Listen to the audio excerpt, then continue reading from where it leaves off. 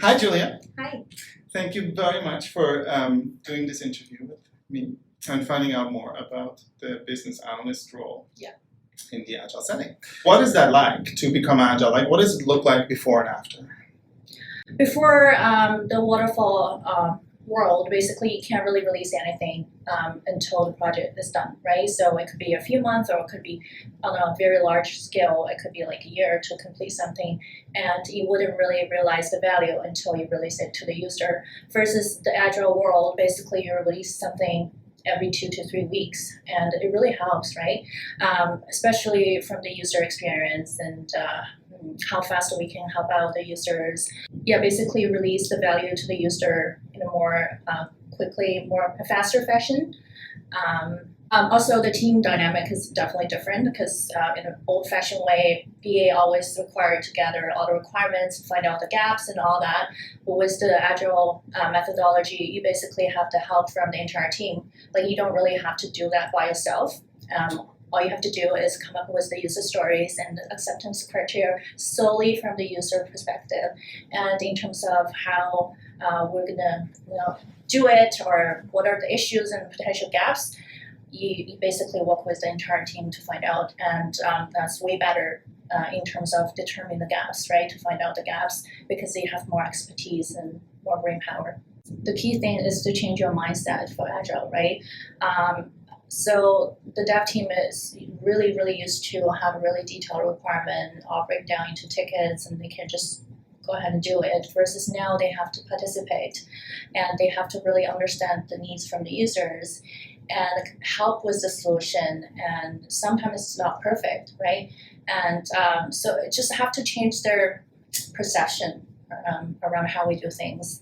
Like, they can't just be lazy and sit and wait until we give them something. Like, they have to be engaged and proactive, basically. So it's more work for them that way? Oh yeah, definitely. When you, before you got the training and the coaching, I think mostly, and you think back of how you saw agility then to versus how you see agility now, how has it changed? I think in the beginning, I thought agile was basically scrums. So you have daily scrums, you talk to team constantly, that's basically agile. But it's not.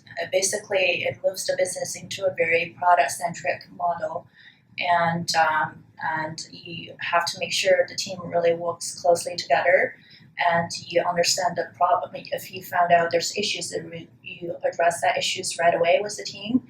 And I didn't really understand all the ceremonies before either, so definitely had a really shallow understanding and knowledge about agile. I thought, okay, if we set up daily scrums, then we're agile. It's not. It's way bigger than that. Tell us a little bit about the steps that you and your team went through. What were the major sort of highlights of your transformation? I think the major highlights would be how we actually start doing retrospective really properly, thanks to you again. The dotted method you recommended was really useful. It actually make people engaged and trying to actually think about things that we're doing really good and things we need to improve. And in the end, because in the end everybody gets to vote for the top 3 things that they think are really important, it really bring everybody together and get engaged, basically. And it really worked out very well for the team. And for the first time, we actually got something, because the old method we used was basically we do a round table and everybody just raise their voice if they have one. And most of the time I would just say pass, I don't see anything. Like, I wouldn't even try to think about it, because I think sometimes they can be really offensive to some people. And I think the form of the meeting is really important in that sense. The other milestone would be like when we start doing backlog grooming. As we never really do that. Even if in the back, going back to the really old-fashioned waterfall, when we get a requirement, we don't really engage the team until the requirement is done, right? But with the new agile and the backlog grooming, basically before we even go down that path, we would try to bring out those features and have a discussion with the team, and it really help out even for the PO to understand the value of some features and how much effort it's going to take before he even, just give his own estimate and maybe report to the stakeholders. So it's definitely something that I see as big milestones for our team. Okay.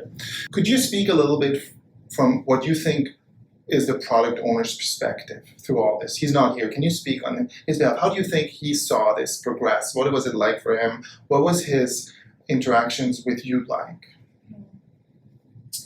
I think the PO or the PM, they used to just have some ideas or solutions and they say, here, do it, make it happen, right? So, they don't really get timely feedback per se, and they basically just get involved until the UAT process. They come in and try to test out and see if that actually meets the expectation.